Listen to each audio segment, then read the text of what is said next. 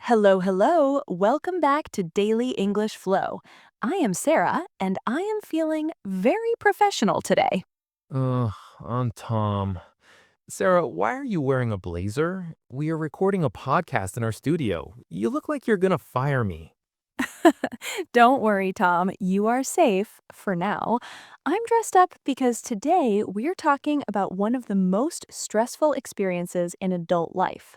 Let me guess. Taxes? Going to the dentist? Close, we are talking about job interviews. Ugh, just hearing those words makes my hands sweat. Job interviews are the worst. It's basically sitting in a room while strangers judge you for 30 minutes. It doesn't have to be that scary. It's just a conversation. But yes, the pressure is real. Today, we're going to help our listeners survive their next interview in English. We'll talk about first impressions, difficult questions, and big mistakes.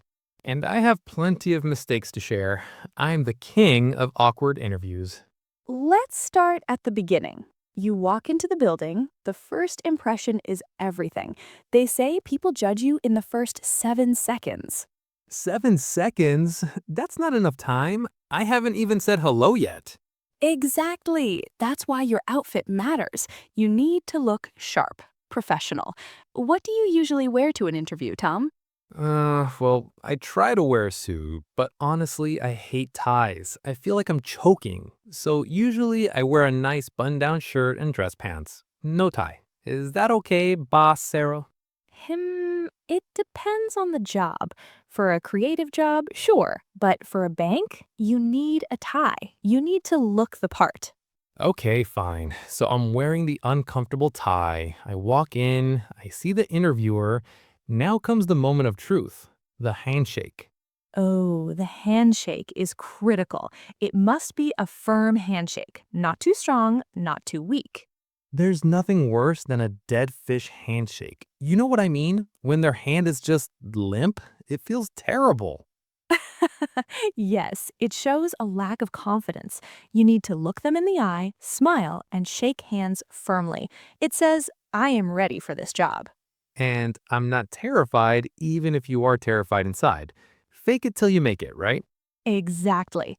So you sit down, and then they ask the most famous and the most difficult question. Tell me about yourself. Ugh, I hate this question. It sounds so simple, but I never know what to say. Should I tell them about my childhood, my cat, my love for pizza? No, please don't mention the pizza. This is a trick question, Tom. They don't want your life story. They want to know your professional history. Okay, so let's do a role play, a practice run. You're the interviewer, ask me. Okay. Good morning, Tom. Thank you for coming. So, tell me a little bit about yourself. Hi, I'm Tom. I'm from Ohio. I like video games. Uh, I need money because my rent is expensive. And yeah, I'm a nice guy. Tom, cut! Stop! That was a disaster. Was it? I was being honest. You cannot say, I need money. Everyone needs money. You need to focus on your experience and skills. Let me show you. Ask me the question. Okay, Miss Perfect. Tell me about yourself. Well, I have been working in marketing for 5 years. In my last role, I managed a team of 10 people, and we increased sales by 20%. I'm a creative person who loves solving problems, and I'm looking for a new challenge in your company. Wow, okay, that sounded expensive. You sounded like a CEO. See the difference? I talked about my past experience, my results, and why I'm here. Okay, point taken. Professional Tom is activated. But what about the next question? What's your biggest weakness? Ah, the classic. This is where people usually lie. I know the standard answer. You're supposed to say, oh, I work too hard. I'm a perfectionist. I care too much.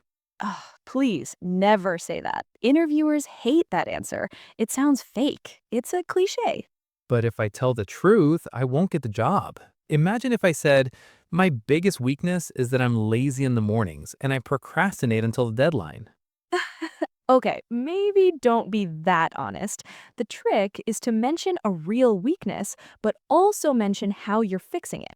Fixing it? Give me an example. You could say, sometimes I get nervous speaking in front of large crowds, but I'm taking a public speaking class to get better at it. I see. So you show them you're working on it. That's smart. It turns a negative into a positive.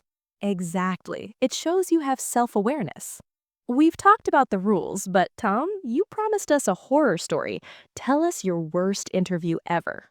Oh boy. Okay, this was 5 years ago. I was interviewing for a sales job. I was super nervous. Okay. I took them up on their offer for a glass of water. My hands were shaking. I went to take a sip, and I missed my mouth. No! Yes, I poured the entire cup of water down the front of my shirt. A nice blue button-down shirt. It looked like I'd been swimming. Oh my goodness. What did you do? I froze. The interviewer stared at me. I stared at him. And then I just said, "Well, I'm clearly very thirsty." Did you get the job? Surprisingly, yes, he thought I was funny. He said I handled the pressure well. So sometimes a mistake isn't the end of the world. That's a great lesson. Even if you spill water, just keep smiling. Confidence saves everything. Well, that was a journey. I think we're all ready to get hired now. Let's review the big vocabulary words from today. We talked about first impressions and having a firm handshake. We practiced the tell me about yourself answer, focusing on experience, not hobbies. And we learned how to talk about weaknesses without lying. And most importantly, don't spill water on yourself. Listeners, do you have a funny or scary interview story? Have you ever frozen in an interview? Please tell us in the comments. We want to know we're not alone. Thank you for listening to Daily English Flow. Good luck with your job hunt. Go get that job. See you next time. Bye.